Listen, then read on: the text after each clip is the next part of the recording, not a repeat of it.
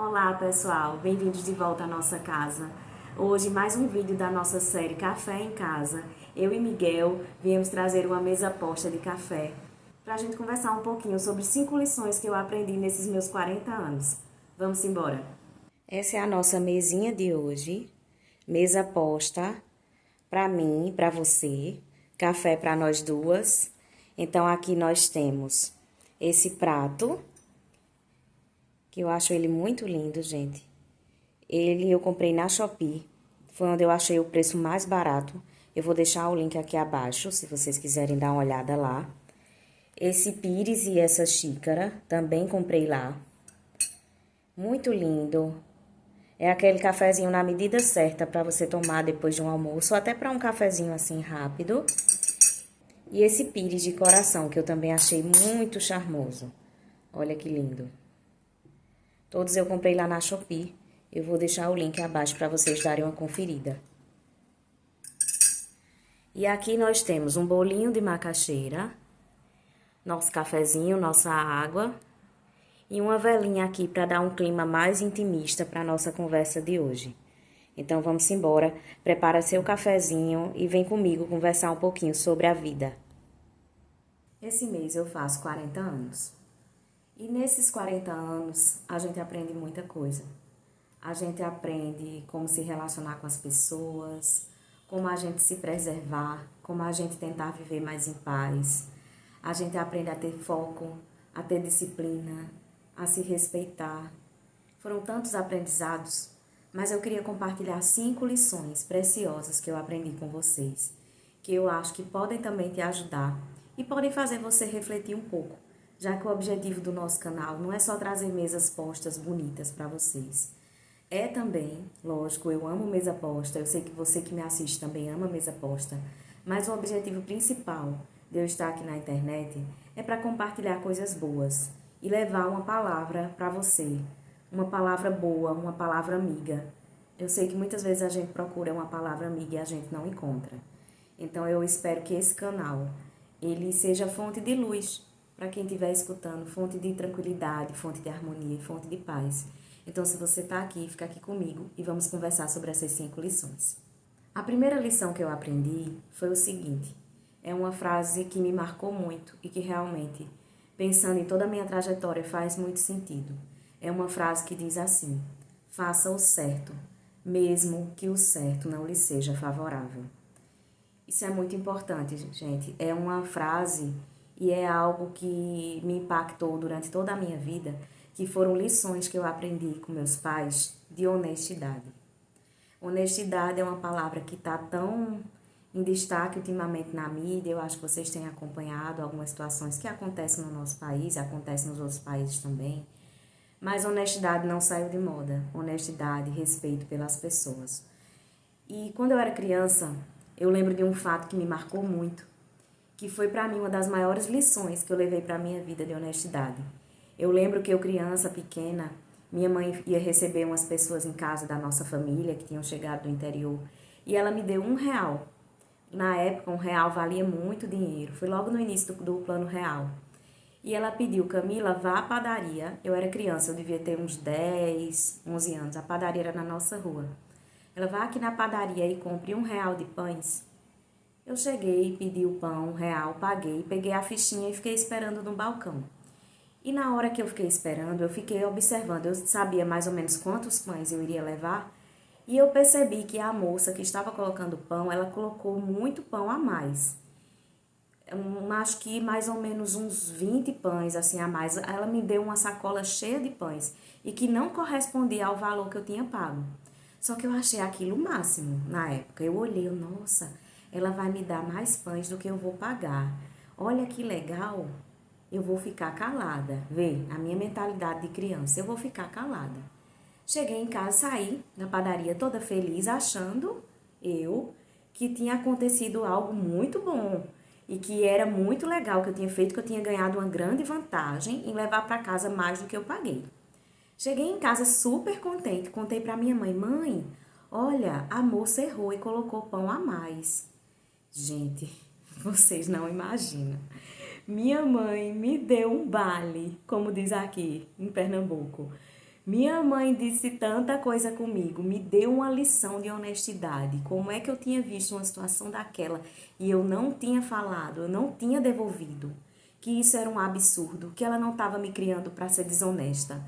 E eu com 10 anos sem entender o que estava acontecendo. Mas aquilo foi de uma lição tão preciosa para mim. Então, o que é que ela fez? Você vai voltar agora na padaria e vai levar essa sacola de volta. Vai pedir para a moça contar na sua frente e vai devolver e pedir desculpas. Foi o que eu fiz. Eu voltei à padaria, levei a sacola de pão com vergonha, lógico.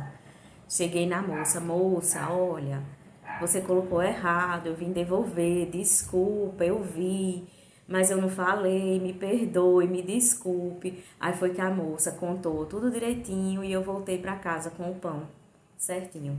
Então essa foi uma das maiores lições, eu nunca esqueci disso, gente. E isso eu levo para a minha vida. Imagina se a minha mãe tivesse achado isso legal e tivesse dado uma validação positiva para essa minha atitude. Hoje eu acharia o quê? Que tirar vantagem das pessoas, que receber o troco a mais, que prejudicar os outros seria correto. E isso nunca é, nunca foi e nunca será correto.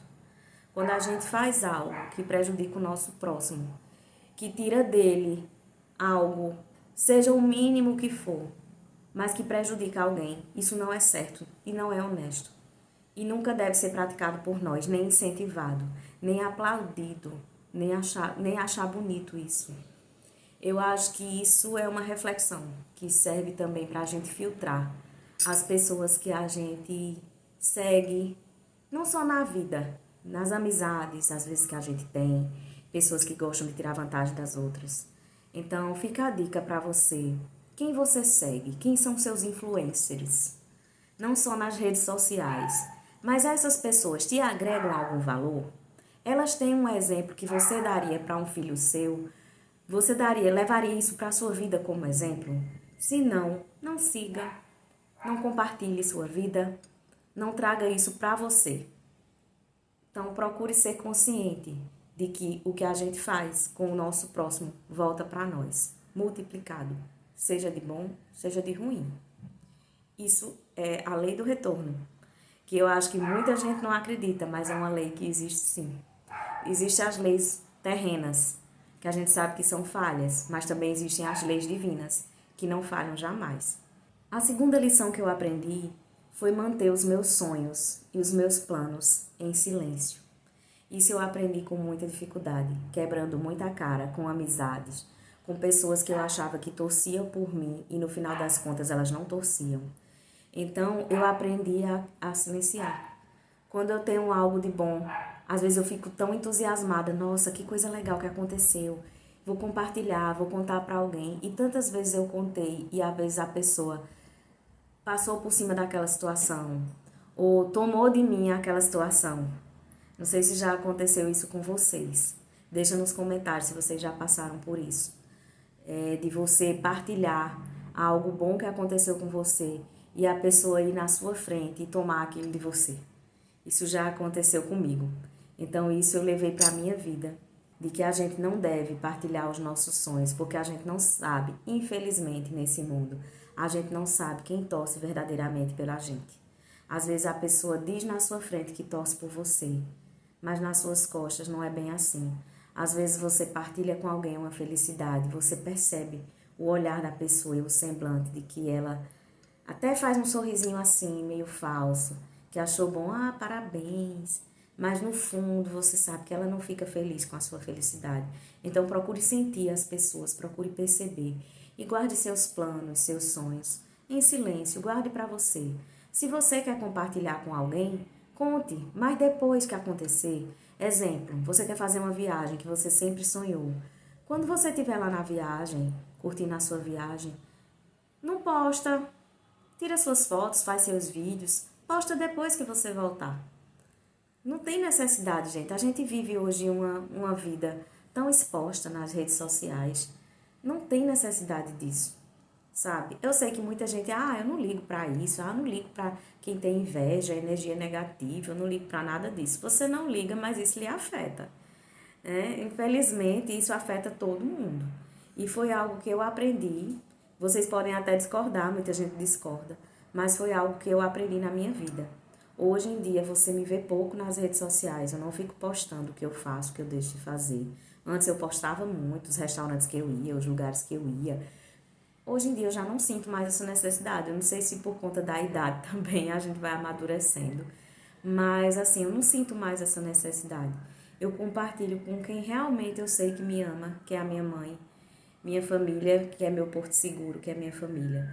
Mas a não ser, eu não fico propagando não, sabe, gente? Porque eu acho que não faz bem, atrai negatividade, atrapalha. Eu digo isso porque eu já vivi situações de eu compartilhar e às vezes as coisas não darem certo, para aquele projeto dar errado. E às vezes eu percebi que era realmente porque eu tinha falado. Um exemplo que eu tenho dessa situação foi esse apartamento que eu moro hoje, que é um apartamento próprio. Eu acho que eu já comentei com vocês no vídeo anterior que eu me mudei 20 vezes. Eu morei em pensionato, eu morei em convento de freira, eu morei em vários lugares, morei de favor na casa dos outros para poder estudar. Eu passei por muita situação difícil. Eu não imaginava nunca que eu fosse ter uma casa. De tão difícil que foi a minha situação no decorrer dos tempos. E hoje eu com 40 anos já tenho minha casa própria. Foi muito difícil conseguir, mas não é impossível. E esse meu sonho eu não compartilhei. E foi quando eu vi, quando eu já tinha aprendido que realmente não daria certo estar compartilhando os meus sonhos com ninguém. Então eu comprei o apartamento, quando eu assinei os papéis que estava tudo certo, tudo resolvido, aí eu compartilhei, comprei um apartamento. E percebi que muitos se alegraram, mas também muitos me deram parabéns. E eu percebi que também era um pouco de maldade, sabe? E eu cheguei a ouvir, gente, vocês não acreditam. Esse apartamento que eu moro hoje é num bairro muito privilegiado, podemos dizer que é um bairro nobre da cidade. Mas é um apartamento pequeno, porque hoje em dia a gente não consegue comprar um apartamento num local bem localizado, grande, só se você tiver realmente uma renda muito boa, que não é o meu caso. Então eu consegui comprar um apartamento pequenininho, mas era o meu apartamento, é meu, foi com muito suor, muito sacrifício que eu consegui. E eu escutei de pessoas: ah, mas é um apartamento muito pequeno. Eu jamais compraria um apartamento tão pequeno como esse. Essa pessoa mora de favor, em cima da casa da sogra, num bairro super afastado, assim, super longe, pega várias conduções para ir para o trabalho. E assim, essa pessoa teve essa capacidade de me dizer isso. Então, se você me disser que isso não é inveja, eu não sei que palavra eu dou. Porque realmente, para mim, isso foi inveja. E foi uma carga tão negativa que ela veio para jogar em cima de mim com esse comentário, que eu até retruquei na hora. Eu não sou de estar respondendo assim as pessoas, mas ultimamente eu tô assim um pouco mal criada, sabe? Eu acho que é a idade. E já tô um pouco calejada da vida. E eu respondi para essa pessoa: mas é meu. Eu não tô lá de favor. Não tô na casa de ninguém. É meu. Pode ser 1 metro quadrado, mas é meu. E a pessoa nunca mais fez nenhum comentário. Então fica essa dica para você. Não comente seus sonhos. Deixa eles se realizarem. Quando se realizarem, aí você pode sim festejar, comemorar, mostrar para todo mundo. Mas enquanto eles estão em processo, não comente não, se reserve. Se dedique a algo que te dê um retorno. Isso eu digo para todo mundo, independente da idade, e é algo que eu apliquei na minha vida. Estude, faça faculdade, se você gostar e quiser.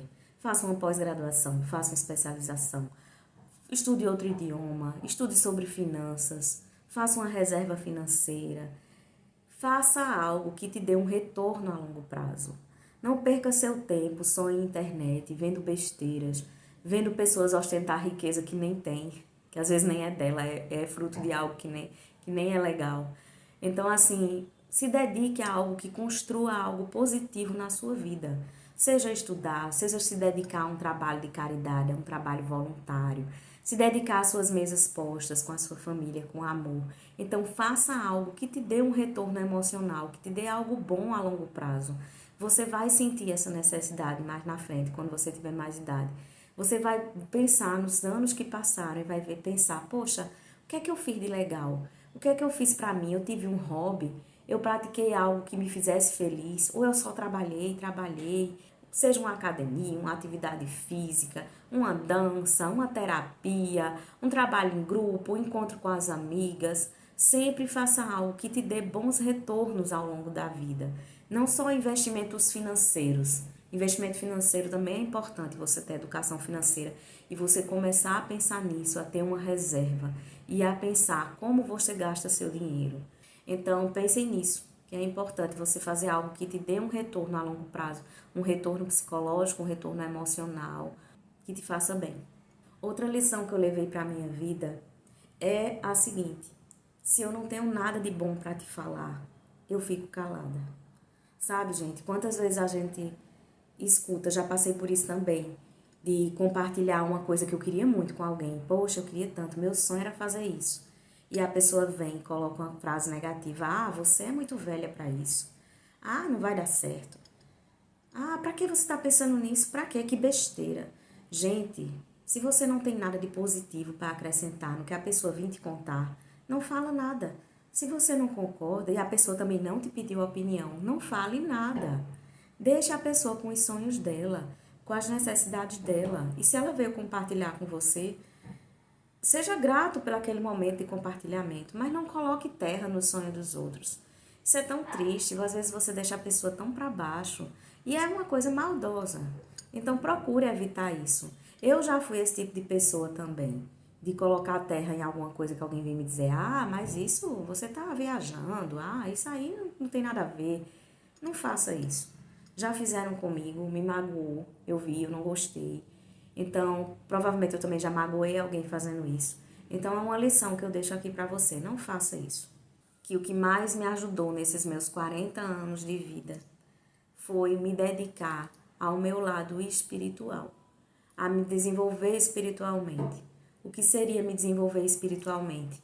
Eu não falo de você ter que desenvolver algo dentro de uma igreja, dentro de uma religião. Eu falo você sentir Deus no seu coração. Você procurar a palavra de Deus. Você procurar se inteirar, conhecer o Evangelho. Mesmo que você não entenda muito, mas você leia, pegue a Bíblia. É o melhor livro que você pode ler. Pegue a Bíblia, o Evangelho, vá lendo. Tire dúvidas, entre na internet quando você não souber uma palavra, pesquise aquela palavra, pergunte a alguém que tem mais experiência em religião do que você, seja no que religião for. Vá estudando, peça antes de você abrir a Bíblia, inspiração do Espírito Santo, para que você possa entender o que tem ali. Porque na Bíblia a gente vai encontrar muitas metáforas. Jesus falava muito em parábolas. Então, aquelas parábolas eram para trazer um ensinamento. Então, você tem que entender que aquele povo, naquela época, eles têm um conhecimento histórico. Tem toda uma história envolvida naquela época. Então, muitas vezes, as pessoas querem traduzir a Bíblia de uma forma literal, de uma forma que eu vou traduzir aquilo do jeito que está ali. E você tem que ver o contexto, a filosofia da época. A Bíblia não é um livro fácil. É um livro que você precisa estudar e você precisa entender de outras áreas também um pouco. Então se dedique a estudar. É muito bom. Quando você for estudando os evangelhos e você for lendo, você vai ver que tudo aponta para Cristo. E é tão interessante como aquele livro é um livro atual. A Bíblia Sagrada é um livro muito atual. Quando você começa a estudar a Bíblia, você vai ver que você vai passar por situações que estão ali. A gente passa, que a humanidade, que a gente está vendo hoje, a humanidade passar. Isso independente de religião, gente. Eu não tenho uma religião definida. Fui católica há muitos anos. Fui batizada, crismada na Igreja Católica.